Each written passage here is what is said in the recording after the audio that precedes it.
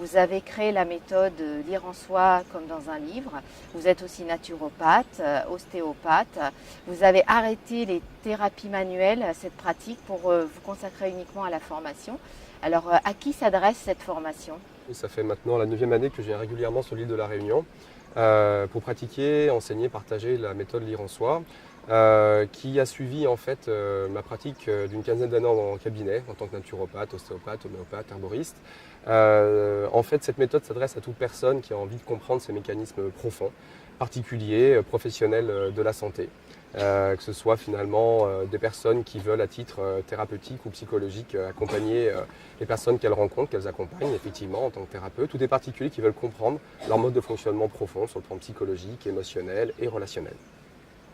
Cette méthode Lire en soi, elle consiste en quoi? Pourquoi effectivement tout un chacun aurait intérêt à venir vous voir et à étudier cette méthode? Cette méthode consiste finalement à pouvoir dresser une cartographie extrêmement précise en fait de ces grands modes de fonctionnement, sachant qu'on est tous constitués de 3 grands axes de force, un axe féminin, un axe masculin, un axe de réalisation, qu'on soit homme ou femme n'y change rien. Donc l'intérêt c'est d'arriver effectivement à comprendre quels sont nos objectifs spécifiques au niveau émotionnel, social, quels moyens on dispose pour pouvoir les réaliser, qui nous sommes vraiment au plus profond et comment nous devrions faire pour atteindre non seulement un état de paix intérieur, de connaissance de soi, mais de réalisation en fait de nos objectifs extérieurs, puisque chacun de nous finalement poursuit un objectif différent. Alors on s'appuie en fait sur différentes informations, qui est une corrélation essentiellement de l'astronomie, avec son corollaire l'astrologie, la numérologie également, ou la science des nombres, et puis les fleurs de Bach, qui ont une relation intime avec ces 2 méthodes séculaires. Dans cette méthode, est-ce que vous abordez l'approche, donc vous avez cité la numérologie, l'astrologie, donc peut-être dissocier pour ceux qui sont un peu ignares sur la différence entre ces 2 termes, donc préciser la terminologie, et en fait dans l'essence de la méthode, qu'est-ce que ça amène à ces personnes à connaître par rapport à eux-mêmes, à leur personnalité, à leur fonctionnement dans la société, dans la relation de couple, dans la relation aux enfants? Qu'est-ce qui va leur permettre en fait de comprendre dans ces fonctionnements, dans la vie quotidienne, à tous les niveaux? Effectivement, étant tellement coutumier de l'approche et de la méthode, j'ai tendance un petit peu à résumer, aller un petit peu vite en besogne. Alors en fait, on va utiliser deux sciences ancestrales finalement, que sont la science des nombres, appelée de façon plus moderne la numérologie, et puis l'astrologie en fait, et son corollaire l'astronomie. Alors en fait, il faut savoir que lorsqu'on vient au monde, qu'on sort du ventre de notre mère, au moment même où on quitte ce ventre, on a un ensemble d'influences qui va nous toucher, entre guillemets, nous marquer de son empreinte, dont l'influence en fait des astres qui nous entourent, qui est une influence énergétique subtile, mais aujourd'hui pratiquement scientifiquement en fait étudiée et certifiée. Et cette influence va en fait marquer des rythmes profonds, notre psychologie profonde, et en particulier en fait la position de la Lune, au moment où on va sortir du ventre de notre mère, va marquer en fait cette psyché profonde, marquer notre fonctionnement hormonal. On sait que la Lune influence énormément le système hormonal. Les femmes en l'occurrence sont bien placées pour le savoir. Et bien chez tout être humain, on va avoir une empreinte faite par la position de la Lune à la naissance, qui va se situer finalement devant une constellation, alors on appelle ça un signe du zodiaque, qui elle-même est un amas de planètes qui envoient des fréquences et des informations qui ont leur influence et vont donner une spécificité au niveau de l'être profond. Et effectivement, la façon de gérer toutes les dimensions en fait de sa personnalité qui va ensuite se manifester ou tendre ou essayer de se manifester tout au long de sa vie. Ça, c'est le premier point en fait au niveau de l'astrologie. Et on va utiliser donc certaines positions planétaires, mais surtout les positions lunaires, pour qualifier l'être profond et donc ses moyens pour se mettre en route dans la vie future qui va arriver.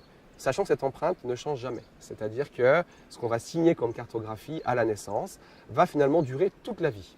La seule différence, ça sera, est-ce que j'arrive à utiliser en fait ces moyens qui sont les miens en accord avec ma nature, ou est-ce que finalement l'éducation qui va forger une personnalité acquise va pas prendre le dessus sur cette nature et provoquer justement un tas de désordre?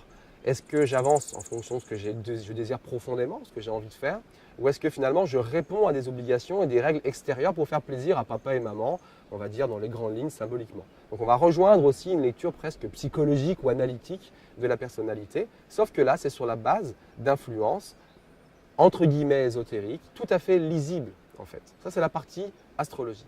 Ensuite la partie numérologique, simplement le jour où vous êtes né, le mois, l'année, va marquer sur un plan aussi subtil votre nature émotionnelle, votre fonctionnement émotionnel quotidien. Dur à croire, Pourtant, c'est avéré, hein, ça fait plus de 720 études de cas faites dans les 6 dernières années qui ont prouvé que ça ne mentait pas. Et on va étudier et faire un parallèle entre la date de naissance et ses nombres. On va faire un parallèle avec les fleurs de bac, qui sont finalement des essences florales qui ont pour but de neutraliser 38 états émotionnels négatifs que l'on traverse tous un jour ou l'autre. C'est le docteur Edward Bach qui a mis ça au point dans les années 30 en Angleterre. Et ces fleurs de bac sont numérotées finalement par ordre alphabétique et on va mettre en relation les chiffres correspondant à ces fleurs qui parlent de comportement émotionnel avec finalement les chiffres de la date de naissance. Et là, bingo, on va lire, mais alors comme dans un livre, d'où la méthode lire en soi, on va lire comme dans un livre les comportements quotidiens émotionnels de la personne.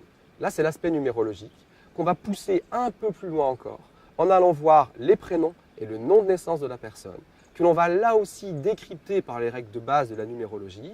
On va trouver des chiffres correspondant à chacune des lettres, additionner en fait ces lettres et ces chiffres pour chaque prénom, trouver à ce niveau-là à nouveau des chiffres qui vont faire référence à des nombres, qui vont faire référence à des fleurs de bac. Et là, bingo, on va trouver cette fois-ci le comportement social de la personne.